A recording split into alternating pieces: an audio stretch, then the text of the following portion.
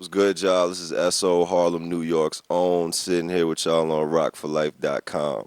How did I go from college baseball to rap?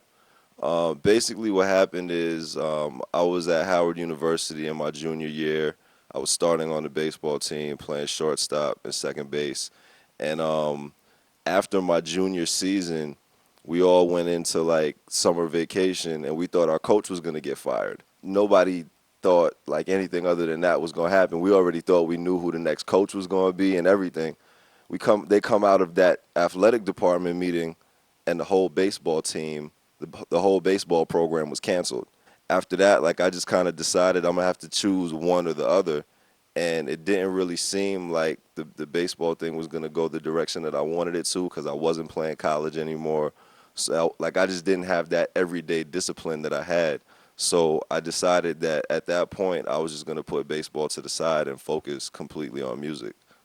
Right now, the most immediate project that I have coming out is a remake of Off the Wall that I started actually back in March.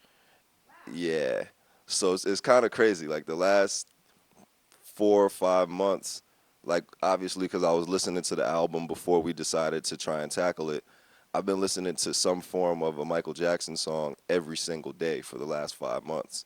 So then we were gonna actually announce it the week after he passed, and then because of what happened, we ended up having to announce it that Monday because I didn't want people to look at me as if I was being opportunistic or I was inspired by the fact that he passed. We had been working on it way before, just because like for that album was like a really big transition in his career. His first time working with Quincy Jones, first album on Epic, his real first adult solo album, and that's kind of what set the stage for the rest of his career. So we set out to kind of recreate the impact of that album in my own career. As far as the kind of independent versus major question, I think it's hard to say. I mean, there's so many different things now that you can do as an independent artist. Because there's so few like barriers to the marketplace. I can get my music heard without having to have a radio promoter. Unless I want major radio, then I have to go to a radio promoter. But I mean, at this point, really, honestly, I think my thing is I want to stay independent until it makes sense for me to go to that next level. Because if you just go like begging for a deal, you're not gonna get what you want out of your deal. You're just gonna get whatever they offer you. I've lived in Harlem pretty much my whole life except for when I was in school. I think what people don't get about Harlem, which I think like I kind of bring to the forefront a little bit more than anyone else who's come out from Harlem up until now, is like there are two sides to Harlem. You have the street side of Harlem, and then you have like the artistic side of Harlem, the Harlem Renaissance side of Harlem, and those are two distinct legacies of where I'm from.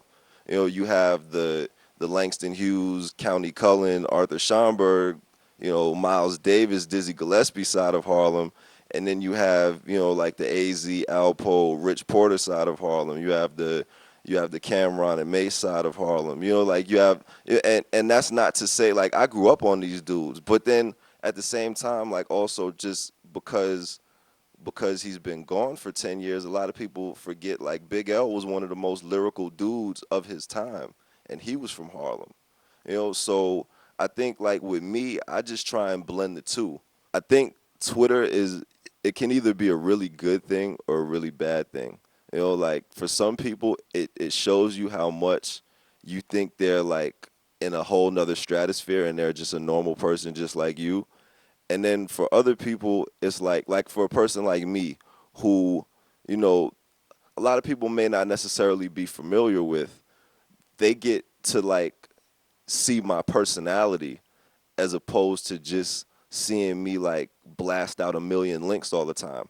Like I actually probably use Twitter less to promote than anyone, like than a lot of people that I know, because I just want people to get me. Because if you get me, then you're gonna get the music. Because the music is just me.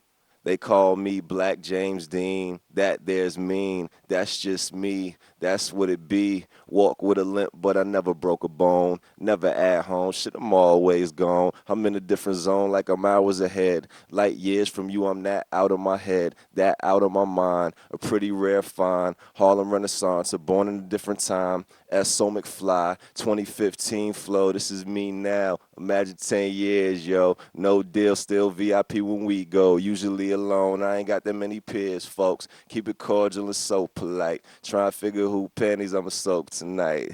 And that's just on a normal night. So imagine what Friday like, you know?